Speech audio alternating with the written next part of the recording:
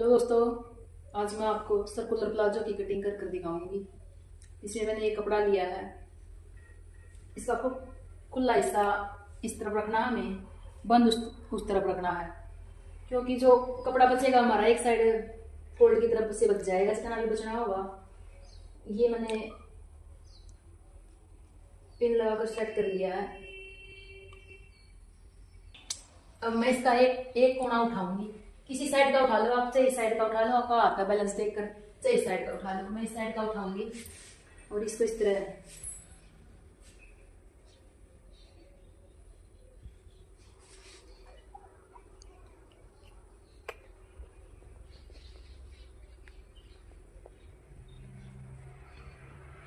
तो सेट कर लूंगी। हम इसको इस तरह थोड़ा छटका कर बिछा लेंगे, क्योंकि ये इस साइड हमारा रेब में होता है। ये इसको छटका कर बिछाने से ये फिर ये हमारा ज्यादा लटकेगा नहीं। इस तरफ से ये मेरा कपड़ा एक साथ नहीं है, मतलब चारों हिस्से इकट्ठे नहीं है, इसलिए इसको फिनिशिंग देते हुए मैं इस तरह सीधा कर लूंगी इसको चारों पन्नी में। इसे मेरी हिप है 35 की और लेंथ है मेरी 42 की।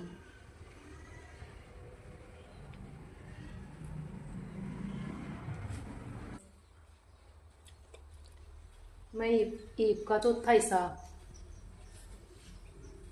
करूंगी। मैं ईप का यहाँ से 35 है मेरी ईप, तो इसका हो गया मेरा चौथा हिस्सा हो गया 8.25। इस तरह मैं एक सीधा निशान लगा लूंगी, इस तरह 8.25 पर। ये भी इस तरह कर मैं माप लूंगी ये मेरा कितना हो गया है। 12 हो गया, अगर मैं 12 पर एक निशान लगा लूंगी इस तरह गोलाई में।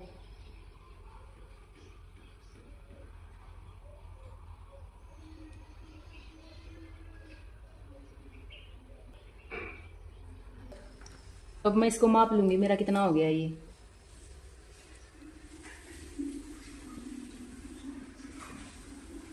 हो गया मेरा 9.25। टीप होती है ना हमारी, उससे 1 इंच एक्स्ट्रा काफ़ी होता है, क्योंकि ये रेब में होता है हमारा। ये बहुत ज़्यादा हो जाता है खोलने के बाद। जितनी हीप होती है ना, उसे हमारा 1 इंच एक्स्ट्रा होना चाहिए। मेरी 9.25 थी, तो ये मेरा 9.10 हो गया है, 10 हो गया है। अगर कम हो ना, अगर आपका ये पूरा नहीं आए ईफ का 4th पार्ट +1, तो आप ज़्यादा हो तो आप ऊपर से लेना, इसको ज़्यादा हो तो ऊपर से ले लेना इस तरह नू, और कम हो तो नीचे से ले लेना। ये अपने आप पूरी हो जाती है रेब में। मेरा पूरा आया है, इसलिए यहाँ से मैं माप लूंगी। लेंगे लेंथ हम इसमें अलग से बेल्ट लगाएंगे, उसके लिए हम 1 इंच माइनस कर कर बाहर निकाल कर। मेरी 42 है। सर्कुलर प्लाजो क्या होता है, इस साइड से उठता है हमारा और उस साइड से लटकता है, क्योंकि नून तो हमारे रेब में होता है। इस साइड कन्नी की तरफ है, ये हमारा लटकता है, इसलिए हम इस साइड 1 इंच फालतू लेवाएंगे। 42 है, मैं 43 पर निशान लगाऊंगी, 1 इंच फालतू।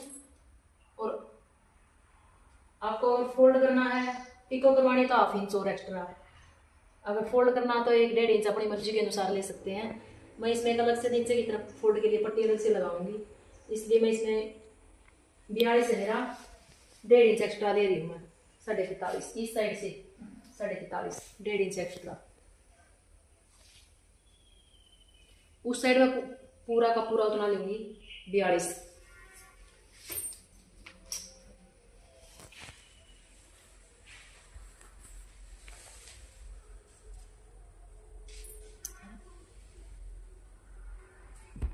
इस साइड में पूरा लूंगी, उस साइड मैंने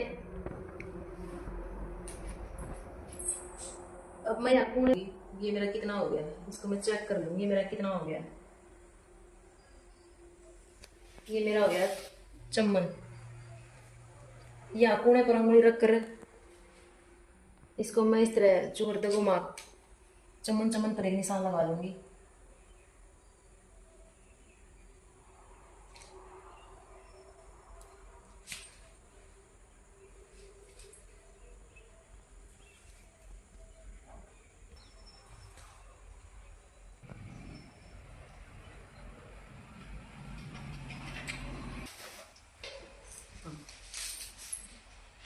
इस प्रकार मैं निशानों को इस तरह कर लूंगी।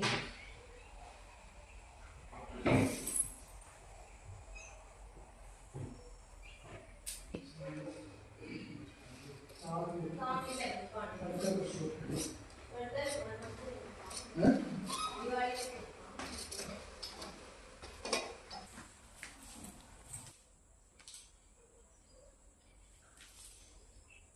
साइड है मेरी कन्नी है, इसको मैं निकाल दूंगी इस साइड से, नहीं तो फिर ये कन्नी में बाद में दिक्कत देगी। और मैं नीचे से इसकी कटिंग कर लूँगी।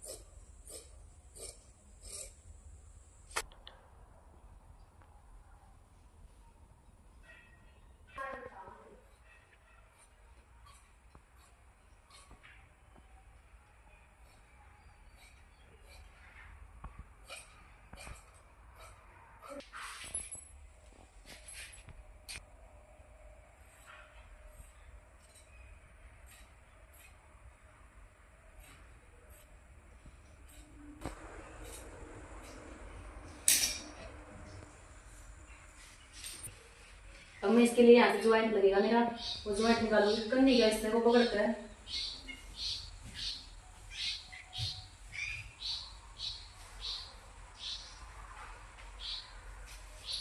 इस पर जो सिलाई मार्जिन का उतना ऊपर रख लूंगी, इसके ऊपर ही चढ़ा लूंगी इसको। और मैं यहाँ से इसका ज्वाइंट, ये हमें नीचे दिख रहा है, एक तरफ दिख रहा है, इसलिए यहाँ को हम निशान लगा देंगे इस तरह।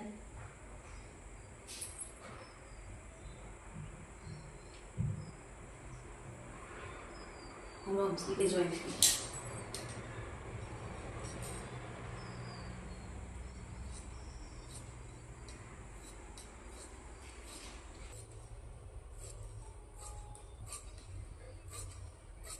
वो तो अगर एक्स्ट्रा कट जाएगा तो उसकी हम बाद में फिनिशिंग दे सका, फालतू कम नहीं कटना चाहिए, ज़्यादा वैसे कट जाए थोड़ा बहुत।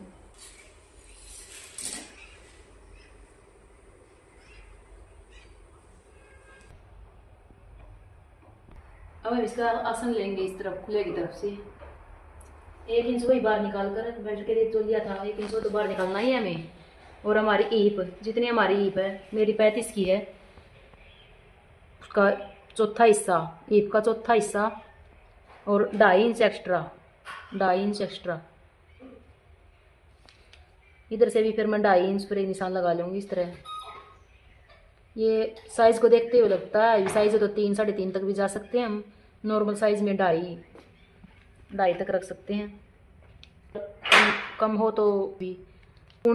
इस तरह सीधा नहीं लेना हमें, फिर तो ये मेरी कमर कम हो जाएगी, इसको इस तरह तिरछा लेना है, इसको इस तरह।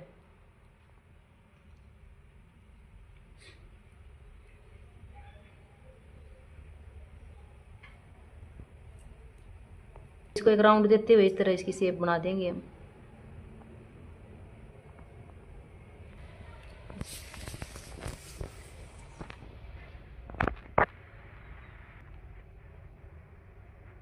अब हम इसकी कटिंग कर लेंगे।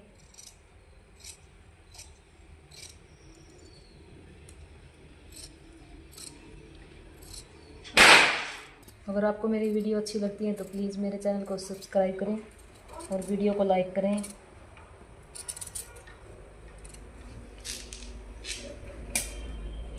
4 इंच की एक अलग से पट्टी लगा लेंगे जो हमारी बेल्ट के लिए लगेगी। और इनर की कटिंग इसी तरह होगी, सेम इसी तरह इनर की कटिंग होगी।